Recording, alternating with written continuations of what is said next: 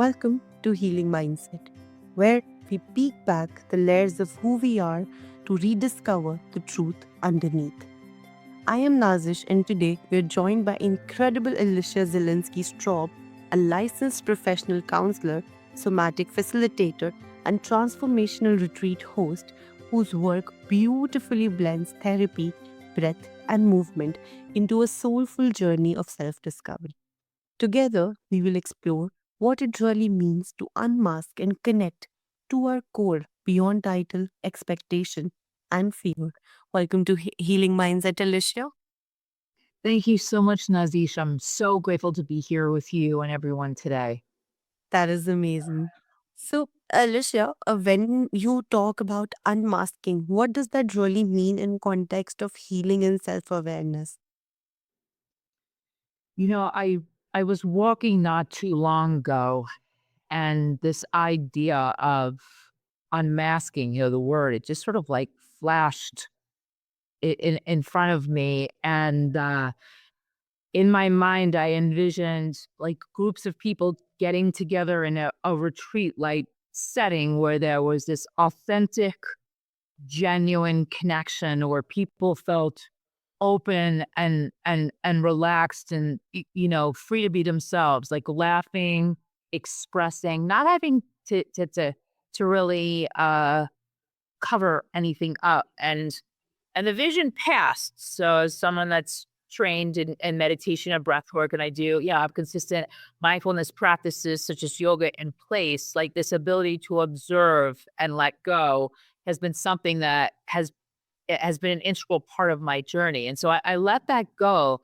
And then it just weighed heavily on me, this word, unmasking, like this calling to help people, especially in practice as a counselor, to better understand the many different ways that we wear these masks that prohibit us from truly showing up as ourselves, to be able to establish sense of belonging rather than fitting in, and whether it appears as defense strategies, personalizing, reacting to things, or all the other behaviors that oftentimes can be disguised as highly productive, yet all in this underlying attempt to prove or to perform or to become better or more skillful at something, coming from a more of a scarcity mindset, as if I'm not enough.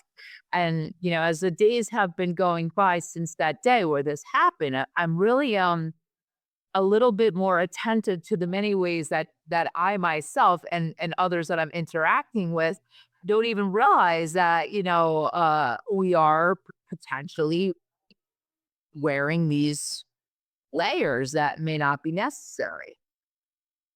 That is such a powerful reflection. So, for our listeners, how have you noticed a common mask people tend to wear that keeps them from seeing their authentic self?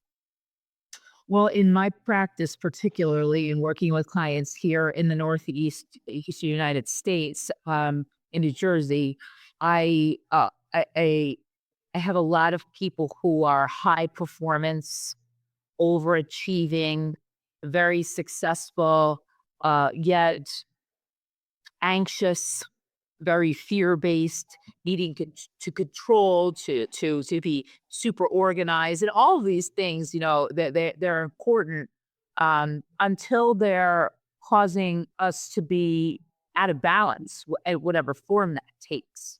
This fear of just relaxing and moving from a place that's based more in trust, like it's safety.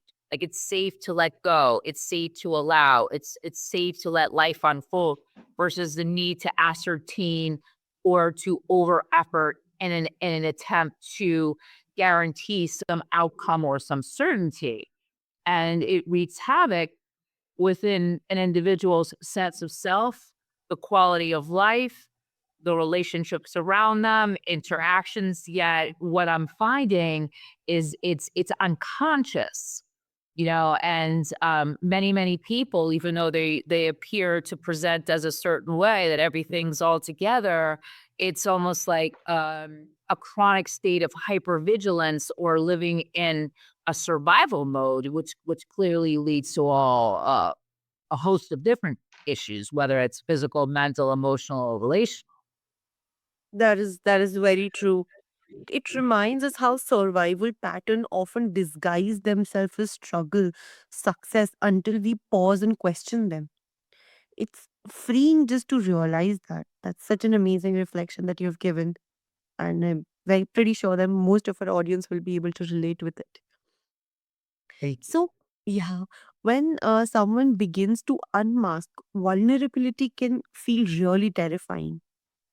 How can they embrace that discomfort without retreating back into the old habits? Well, earlier on in my counseling profession, and I switched gears later on in life and went back to school after being in sales in the corporate world.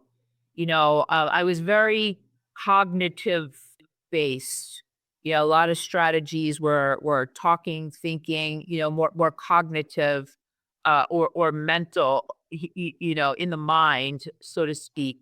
And, it was several years ago where I had an experience that awakened me at one of the first retreats I had ever attended, where I was in full presence, like I was in a container that felt very grounded. Being out in nature, being amongst like-minded others, having supports in place, eating the right food, all this stuff. So it's like, and in those moments, I tapped into something that I didn't know was there.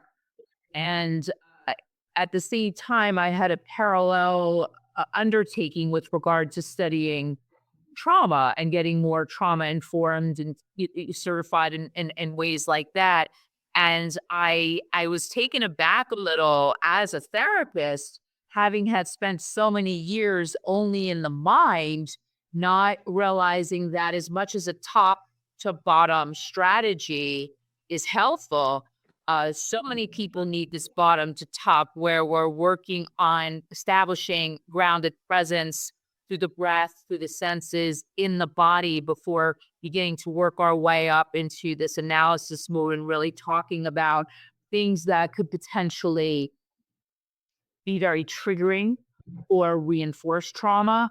So, to answer your question, Nazish, we really need to resource ourselves through whatever mindfulness strategy fits underneath that umbrella, so that we have adaptive resources to be able to tolerate, to be within the window of tolerance with these thoughts, feelings, and sensations that as they arise, or to know when we need to sort of pendulate out to take a little break and then swing back in, and to also oftentimes be in the presence of someone who is a trusted individual that can be, a witness to someone's experience in a very non-judgmental way, where there's an unconditional positive regard and a feeling of safety, where someone could sort of anchor off the nervous system of the clinician or another person who's in a more grounded state. So it's really, really fascinating how the bottom to top approach Mhm. really is so effective, even in non trauma related circumstances. That is amazing. The kind of transparency uh, gives people permission to do the same. It's amazing. It just shows rawness isn't weakness, it's realness. So, Alicia, was there any personal moment or a story where you faced your own vulnerability and actually found strength? Would you like to share it with us? Yeah, it's amazing how it continues to happen. My most recent, you start present moment awareness. The most recent experience was an injury that I kept pushing through, almost in a sort of denial. And then I finally found out it was a compound injury. And I really needed to just withhold from a lot of physical activity, which is important to me. And I sat there very emotionally overwhelmed, in tears, uncomfortable in pain, but also just how did I not understand that my body was screaming at me for almost 11 months to stop, and I ignored it. And, I let it be, and I, continued to just allow for the emotional experience and the cathartic release of these tears and frustration and anger and disappointment that here I am now, I'm not able to move freely. And I just thought back about this theme once again of over efforting and how we keep pushing and pushing and find ways to disconnect from the body, and how this theme has been present in my life, just manifesting itself with different details, different faces, different places.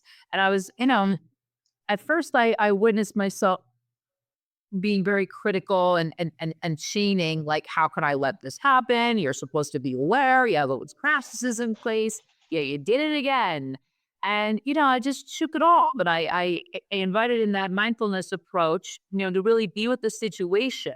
And it's learning to be with situations without the judgment, to really lean in, not that it's right or wrong or good or bad, but with that spirit of curiosity and compassion. Well, what is happening here? To soften the nervous system, not to ignite the tension that causes the masks to be put in place in the first place. And it was very amazing how I traced this most recent incident to things that still needed to heal. And, since then it's been liberating. This idea of almost needing to take a break, forcing me to slow down, allowing me the time to explore other aspects of life that are very, very important, that probably would have been difficult to weave or thread into things without giving myself some permission to stop. But it's fascinating, how this part of our human predicament, these aspects creep in, and it's really important to be aware of them before they take on a life of their own. That is very true. Listening to what your body demands and taking a break throughout, taking a break once in a while is really necessary. Until it comes out like that, it is actually necessary. And I'm so glad you found your strength through one of your moments. That is amazing. So, you often talk about connecting to your core. For someone who's listening and who must be wondering where to start from, how can they tell? How can they tell who they truly are versus who they've been conditioned to be? Um, that's a wonderful question, and it's there's not an easy answer, but I think it's important for us to begin to understand by design that we as human beings, up until this moment in time, each and every one of us, and there's billions of us, have been shaped by the experiences leading up to this moment, like how we perceive and interpret things. And oftentimes, how we perceive and interpret things is what we believe who we are to be, right? And it's really a conditioning. There are causes, there are factors that have interacted that sort of led here. And, or the way the mind works, the brain, with all the thoughts, we have over 10,000 thoughts a day. And the brain's not able to differentiate a thought between something real or imagined, and we have a subsequent emotional response. So if we uh, are activated in the sense that something is threatening, whether real or imagined, and we react to that, we go into the limbic center of the brain, the alarm center that sort of takes us offline from executive functioning, the ability to be rational or logical, to feel safe, to find solution. Live in this alarm center, a place where everything feels, that we think and feel everything is true. So to really begin to connect to the core, we have to be able to have consistent daily practices in place that allow us to begin to observe how the nervous system enters into different nervous system states, how thoughts, feelings, sensations are coming and going is part of being a human. It's part of being a human, and that we as humans, the consciousness, are the witness, the observer, the experiencer of these things. These things don't define who we are. Well, the nature, as you're quite aware, is for us to attach to things and to identify and to create a story and then really believe that the story is true and that's who we are. And maybe there's alignment there, but often there's not. And if something is functioning and it's benefiting us, we feel grounded and well, and we're contributing to a greater good and living purposely and meaningfully and really feeling joy, then that's wonderful. But if there's aspects of our lives that are causing dysfunction or feel out of alignment, like, we really do want to lean in again with that curiosity and compassion without the judgment, and begin to just question, how can I prove this to be true? Is this really true? Sometimes it is, but most often it's not. And we can shed that. It's just another layer, or, a cover up, or something we're believing that's necessary, or an attachment or identification with who we are, when it's a lot deeper than that. I don't know. Does that make sense to you?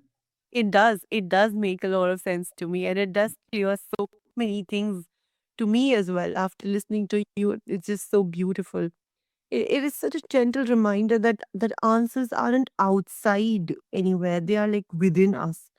So if we just listen and feel, focus ourselves, you can find a lot of answers. It's so beautiful.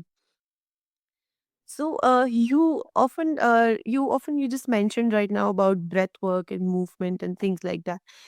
Do you find somatic practices like these breath work or movement can help bridge a gap between mind and body? Oh, certainly. I remember in the spirit, once again, of transparency. I have suffered with um crippling anxiety and fear. It's just been something that I struggled with for more of my life than not, until I guess the past decade. And it really is amazing to um grow familiar with our emotional body, or even the physical body and the sensations. How many ways we find to disconnect from that because we don't understand, and it's scary, right? But like, with this gentle breath work or gentle movement, just allowing the body to move into a place that feels relaxed and safe enough to open, rather than live in a heightened state of constriction, in fear or worry or preoccupation or distraction or angst. And the muscles tense up, and it's almost like the posturing of the body, or even with us curled over on devices or whatever, like, the heart is meant to open, not to close. In order for us to open, we have to create a space where it feels safe enough. And when we open, which is like letting go of the mask, so to speak, it's just so beautiful to observe what is trying to surface and release. Like, so much stuff gets trapped in there, unconsciously or implicitly. And when it's stored implicitly, it is what's governing our day-to-day behaviors and habitual patterns, like brushing our teeth. You don't really have to think about which fine motor skills to activate to pick up the toothbrush and brush your teeth. Otherwise, we'd never get out of the house. But, life is like that. If we don't take the time, 15 to 30 seconds, to be with an experience, to consciously store it, it makes it very difficult to go down into the filing cabinet and pull the lesson up to see, okay, how do I apply this moving forward? So these gentle practices create a safe space for us to do that, and And to really, again, as someone who struggled with lifelong anxiety, to have a very busy mind or a racing heart and sit down in the sacred space that gets created in a consistent daily practice, and to watch that after just a few minutes, it all melts away and calms back down. So it really is a disturbances of the mind or experiences going on in the body, generating emotional responses that could cause us to feel very activated. And then, we believe it to be true when we just breathe through it, ground through it, the breath, through the senses, and really observe how, wow, like this just passed. I think oftentimes we're afraid of feeling uncomfortable, but when we realize they're just feelings, they're just sensations, they're thoughts, and they pass like clouds, there really isn't anything to be afraid of because we can appreciate the nature of of just change, things moving through, not getting stuck in ourselves. And when we contract and we come from that fear-based survival place, we're keeping it all in and we're keeping out what would be very helpful for us. It would be. Definitely.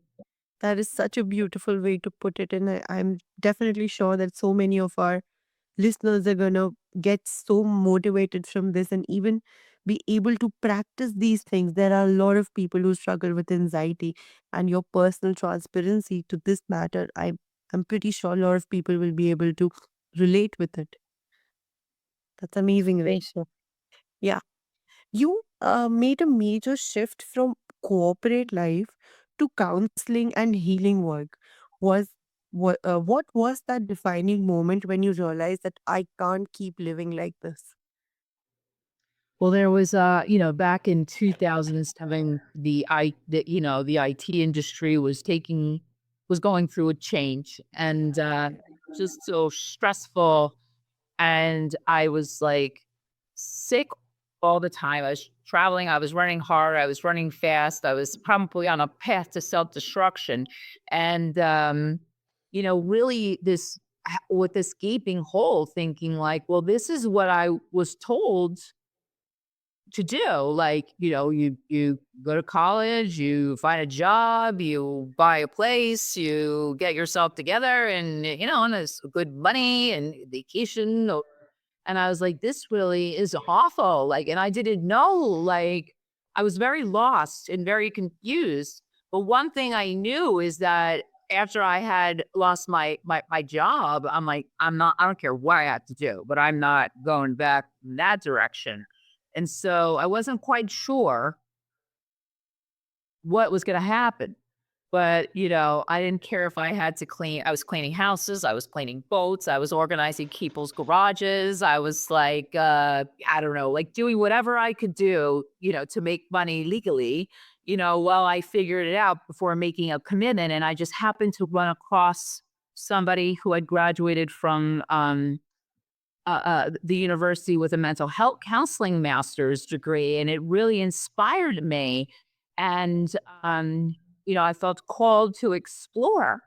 And, I started to notice that this little spark was igniting in me. And I had never felt this before. It was all new to me because you just sort of did what you were told to do. You just do that and then you're guaranteed some outcome, which was not what I experienced. And it was just such a beautiful journey. It wasn't an easy journey, but it was very meaningful and very significant. And despite being in an organized religion growing up in my family system and school, a church system and stuff, like it was the beginning of a spiritual path for me, to trust that I didn't need to have all the answers, that, if I take one step, the next step becomes clear. And so this idea of learning how to be in the process of life, even when it gets scary, and to trust and not be afraid. It reestablished my relationship with a higher power. For me, it's God. And in my relationship with God, I developed a very intimate relationship with myself. and in knowing who I am and connecting to the core, which is the truth underneath all of these masks. From this space, connection to others comes alive because it's not about pretending and fitting in or trying to be included. It's about being in relationships that are like-minded and in alignment that basically signal the message. I love you for all of who you are and all of who you're not, and you don't have to pretend. I'm okay with you, and you're okay with me. And I just never realized that this could be. It's like I was led into this space that awakened something that I had no idea was lying dormant and waiting to be discovered. And I suspect being a counselor and in the field and working with lots and lots of people and, in all different types of ways and people outside of the office, um, that many, many other people are sort of struggling with the same thing. And they know maybe they're not happy, but they really don't realize what's going on until there's some experience that allows for contrast. What it's so good when it feels so different, it enhances like, whoa, like I knew I wasn't doing okay, but I didn't realize I wasn't doing like really not okay, until you step into a different place. It's sort of like a transcending of a sort of beyond the ego. Yeah, that is amazing. So many people feel that whisper inside them to change, but the fear of unknown really like stops them. And now hearing your story, I'm sure many of them are gonna have the courage to to just stand at the edge and to face what is there to come. That is so beautiful. I just thank you so much for sharing this with us and our listeners as well. So, healing looks different for everyone, and sometimes it doesn't follow a straight path. How do you personally balance structure, like therapy or yoga, with organic, unpredictable nature of emotional transformation? Well, I've been working on that since my most recent compound injury diagnosis because I realized associated with the hip and what was going on and this psychological inflexibility of mine, like just the rigidity and like sometimes we have to recognize that we are overstructured and maybe that means trying a different cup of tea or driving to work down a different road. Like it doesn't have to be this magnificent thing we work with that when we start to just add a little bit more flexibility, when we notice that we're, you know, doing the same thing, really being a bit more intentional. Is this what I want or need? Is this what my heart truly desires? This is my body. It needs to be nourished within this moment. And if yes, go ahead. And if not, well, just beginning to open up a little like, what else might I try? And even if a person doesn't try initially, it's cultivating the awareness to realize that there are choices, there are other options, and that's the beauty of self-awareness. Without the self-awareness, we had no choice. We want to be able to understand what's going on in the moment and intentionally decide what the next step is, not habitually fall into autopilot mode. I love what you're saying. Trust me, the idea of self awareness is really important. It is actually the true essence when the transformation can actually begin. When you are self aware of what you need and what your body needs. That's actually very beautiful. So, Alicia, this has been such a heartfelt conversation with you. So, for any of our listeners who want to explore your retreats or connect more deeply with your work, where can they find you? Via my website at aliciazstraub.com or aliciazstraubcounseling.com. My email address is there. My phone number is there. I know I am in the US, but I'm open to sharing or working with, not just in a therapeutic, because that's the licensing stuff, but, like, as far as breath work or meditation or, virtual, sessions like that, it's something that I'd be grateful to assist or answer any questions or even open up my heart even more so and share. That is amazing. That is perfect. I will mention all these details in the show notes. And I know a lot of people listening today will want to reach out and explore this path deeper of self connection with you. So, Alicia, what an inspiring and grounding conversation about peeling back the layers and reconnecting what's real. Alicia reminds us that unmasking isn't about losing ourselves. It is about finally meeting the self that's always been there, waiting to be seen. So take a breath, listen inward, and start your own journey of connection today. Until next time, stay curious, stay compassionate, and keep healing your mindset.